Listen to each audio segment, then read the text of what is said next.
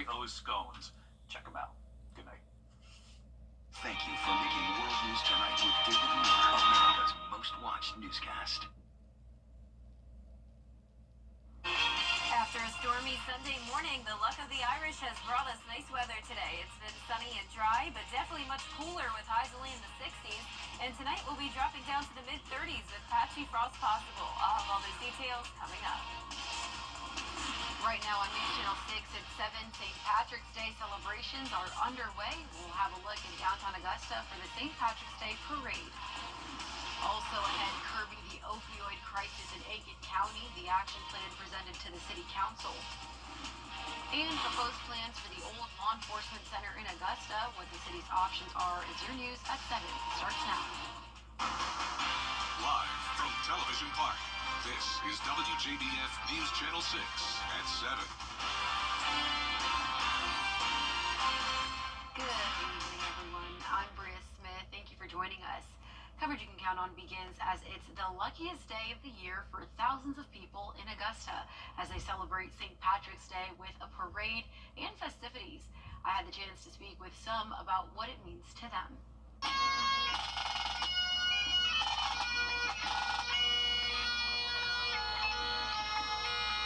The St. Patrick's celebration has been celebrated for possibly 200 years. In this country by the Irish people that came over here and now their descendants. Mark Hollingsworth is a member of the Irish American Heritage Society here in Augusta. Before his time in Augusta, Hollingsworth tells me he's experienced St. Patrick's Day celebrations, but nothing like this. Augusta does it right. Augusta's the biggest St. Patrick's Day celebration that I've ever been a part of. It's so big, Shauna O'Neill Sutphin and her husband Joseph say they invite their whole family. Happy St. Patrick's Day! Even when we were participating in the parade when I was a child, we would come to the parade. So when we became older, we just decided as a family to do this. We've been doing it over 30 years. We love the parade. We love coming down here and just celebrating our family. While festivities will continue into the night Monday, it's the reason those of Irish heritage celebrate that keeps them going. It's our family heritage. My mother's side of the family, they were all from Ireland and they came to the United States for a better life. So we're trying to celebrate them and what they did to make our lives better. So does this day really bring the most luck for some? Yeah, it might be the luckiest day of the year. We'll see what the rest of the day holds for us.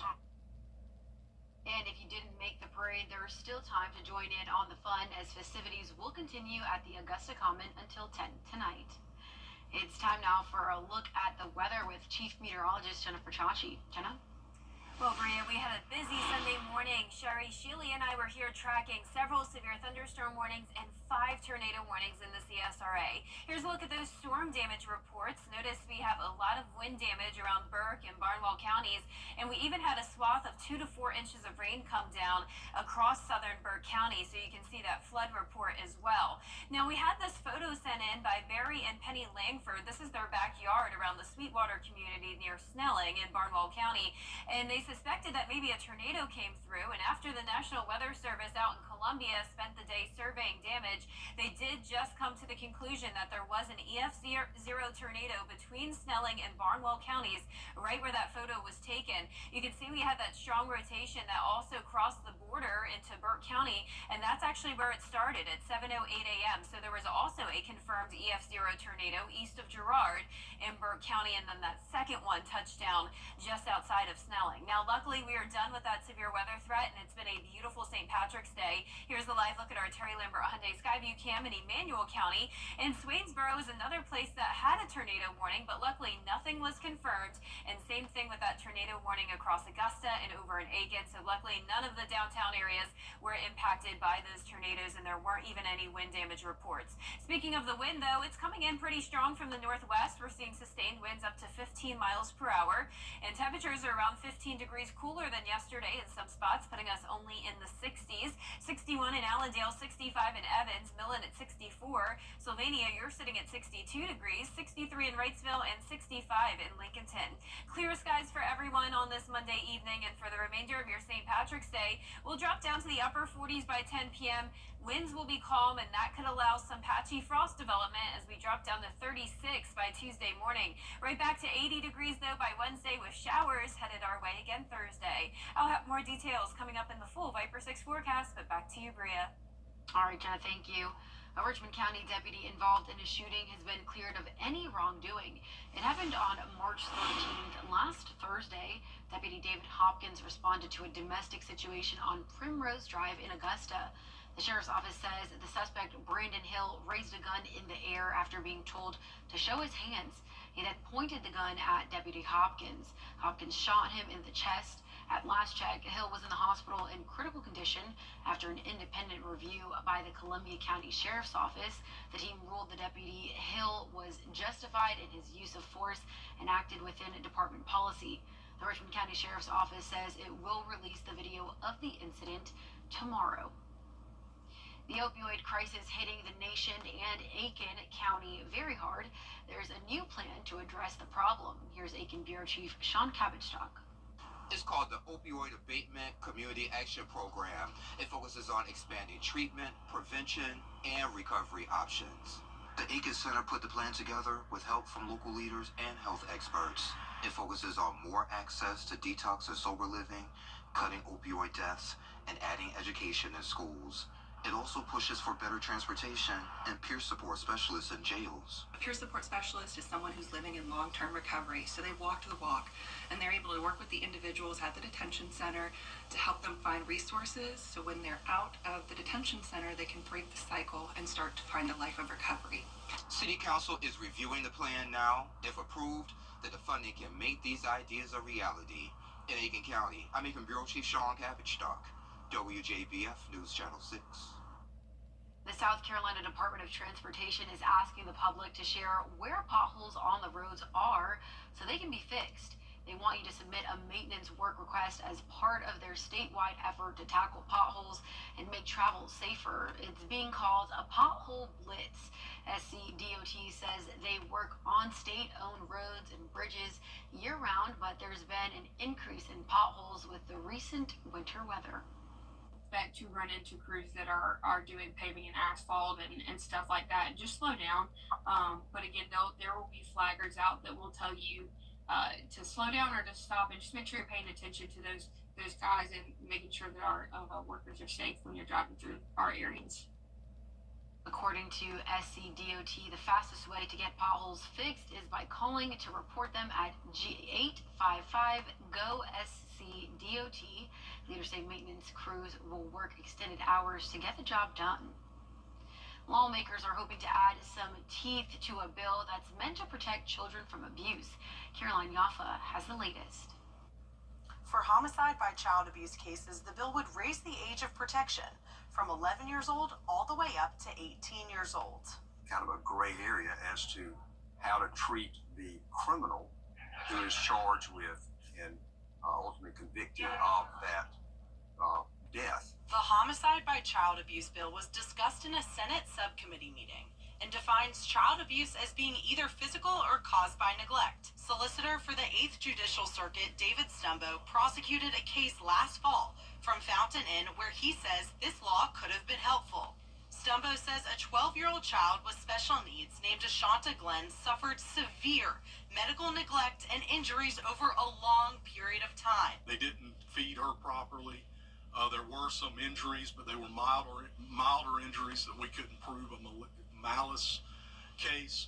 So essentially, Senators, we need 405 to protect victims like Ashanta Glenn. Since Glenn was above the age of 11, Stumbo said she wasn't protected under the current homicide by child abuse law. Stumbo said he had to reluctantly negotiate that Glenn's abusers, her mother and stepfather, would only receive 10 years in prison.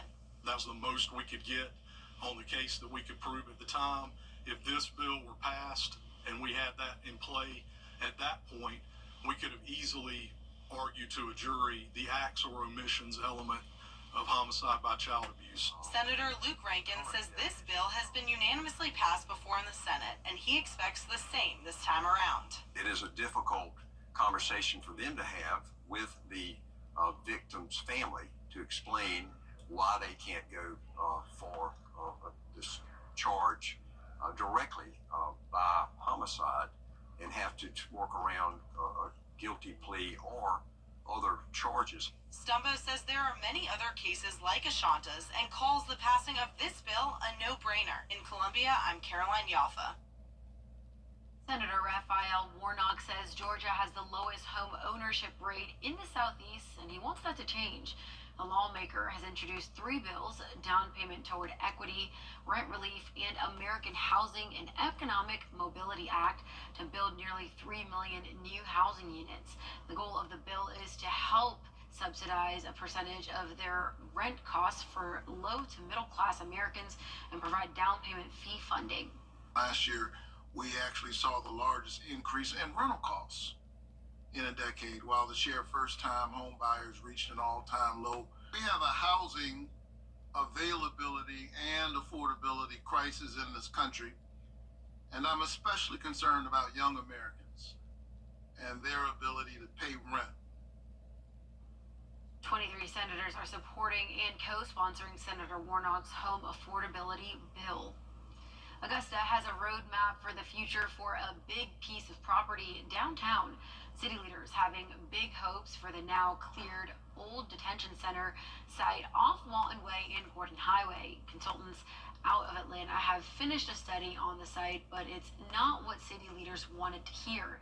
The study concludes that a development like a grocery store or other retail shops would not be a good fit. I'm not completely surprised by this, being that it's a little bit off. I mean, you obviously got Gordon Highway, but it's not the hustle and bustle of downtown.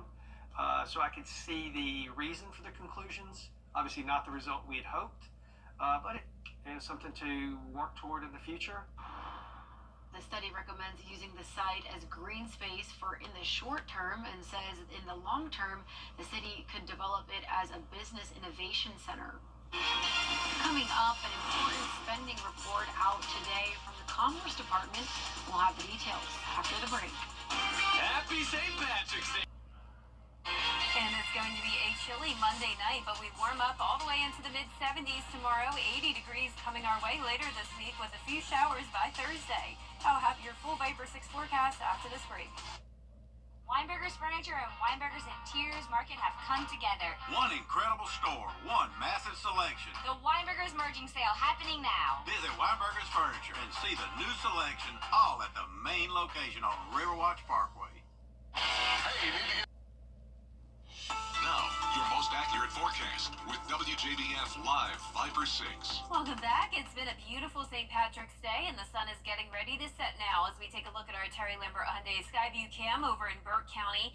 A breezy and cool night sitting at 64 degrees, a northwest wind bringing in that cooler air, sitting at 13 miles per hour now. Dew points are low, 24 in Augusta, 22% is our humidity. Now around the CSRA, low to mid-60s for the most part, but 59 already in Louisville. Washington, you're at 63, 64 in Edgefield, 62 in Aiken. Now our satellite and radar is showing clear skies for everyone. We had clouds earlier, but now that low pressure system has exited off the east coast and high pressure is back in control, sitting down in the Gulf.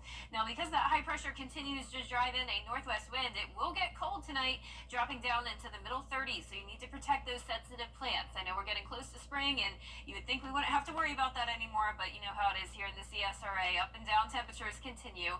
Now the frost will not be widespread, but it will be in places where we're not seeing any wind. So with the clear skies and calm winds, that allows the frost development, and for the most part I am expecting some calm winds with temperatures down to the mid-30s at 7 a.m. So even though it won't be freezing, we'll be a few degrees above it, and that can still allow for that frost formation, and then we'll be warming up big time in the afternoon, feeling like spring again in the mid-70s. Speaking of spring, it's now just 3 days away, but will these temperatures be feeling spring-like? Well, the lows are still going to be pretty chilly, especially on Friday morning. It's possible we could see some spots dipping down to the freezing mark. In Augusta, I'm forecasting 34 degrees. The 12 seasons of the CSRA continues. We've been back and forth from full spring to second winter and so on. Now we're in the pollen pollen phase, and I'm sure that's not a surprise to any of you. I know, unfortunately, a lot of us are suffering from allergies, me included, and you can see those high levels will continue throughout the week with not much rain to help wash that pollen away. High pressure will stay down in the Gulf, keeping us dry and sunny for Tuesday and again for Wednesday. Oh, here comes the cold front. You can see ahead of that front we'll have a southwest wind warming us up to the 80-degree mark. Storms possibly impacting Alabama, but nothing like that storm system we had over the weekend. This will be a weak system relatively, and also just a few showers for us starting early in the morning. So here's 6 a.m. our long-range futurecast showing widespread rain, maybe some heavier downpours at times with those weak thunderstorms, but for the most part this is nothing too significant, and it's only lasting until around 2 p.m. The rainfall estimates with this only up to around 1/4 of an inch won't help us out with our drought too much. We're still in that second phase of drought for the majority of the CSRA. Now our low temperatures tonight will be below average, down to around 35 in some spots, but highs tomorrow up to 75 with nice sunny skies, so an above average day. Your 10-day forecast is showing us at 80 on Wednesday, but down to 67 on that first day of spring and Friday. But this weekend looks fantastic. It will be sunny and around 75, and then we'll have another chance of storms next Monday, but definitely looking forward to the nice weather this weekend. Absolutely, and I think we got lucky with the weather today, even though I did see some pollen on the ground, so watching out for that. It's all over. It is. Well, still ahead, are you financially on track for retirement? We'll let you know after the break.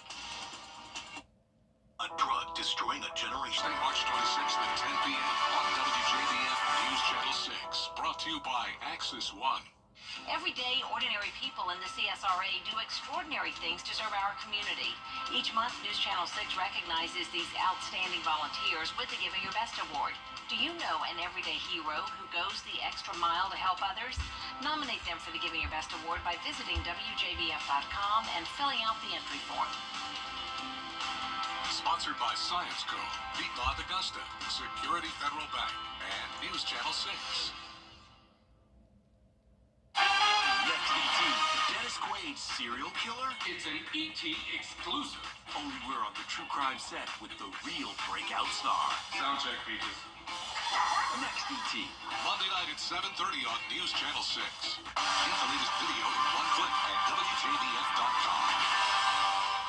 The WJBF Live Viper 6 Skyview Network is sponsored by Terry Lambert Hyundai. Low prices, big selection, and committed to quality customer service. In a society consumed by work, retirement serves as one of life's major milestones. Zorin Shaw has the latest to help you determine if you're on the right track. It's never too early to start saving for retirement, says NerdWallet's Sam Taub. The longer that you have to grow your money, the better off you're generally going to be. Understanding how much to save is essential to a successful retirement, and it depends on your individual situation. It's important to consider factors like where you want to live, your lifestyle plans, and whether you'll need to support others. Retirement calculators are a great place to start. There are a number of these things around the internet, and NerdWallet has a very good one that factors in age, income, existing savings, retirement budget. Experts add that merely setting aside money is not all you need to do. The investment part of the process is not automatic. So I think one of the most common mistakes among beginners is forgetting to invest the money. And after choosing your investments, don't just set it and forget it. It really is important to check in on your savings at least once a year or so. And according to NerdWallet's most recent survey, only 23% of Americans we surveyed have done that in the last year. While checking in, you can assess if you'll need to rebalance your account. You might end up with a portfolio that is more than 75% stocks. So rebalancing can help you keep things in their target mix. And you don't need to review your investments too often. It's important to not get yourself worked up about the daily highs and lows of the market. If you have questions about your retirement savings, talk to a financial planner. Zorin Shah, ABC News Los Angeles. Well, guys, another tub to shower conversion completed. Y'all, what are we going to do with all these old tubs? I have an idea.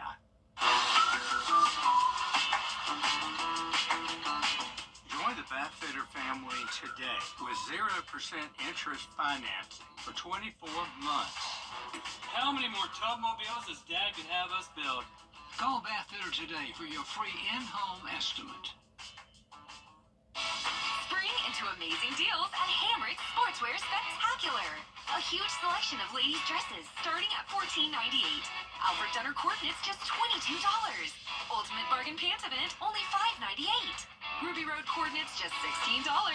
Judy Blue denim and shorts 30% off.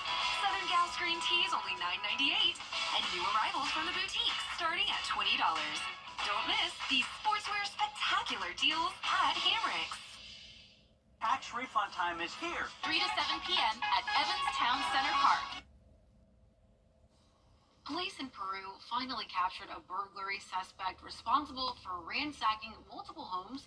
This was a very unusual suspect. It turns out a pet monkey was responsible for the break-ins. Police finally figured it out when the monkey was seen on the rooftops of several homes. It was taken to a zoo for observation.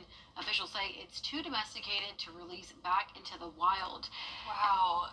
Immediate thought that comes to mind is Aladdin. And when he was taking all the things and snatching all the merchandise. they're smart. They really are. A little sneaky. But they're also really cute pets. Just Yeah. not in this case, I guess. I know. I can't blame them for wanting to have them as a pet. Right. Yeah, you can't just release them back into the wild. Exactly. So, well, our forecast is showing nice sunny skies over the next couple of days, but we will have another 50% chance of rain on Thursday. Other than that, it's a dry week. The weekend looks great.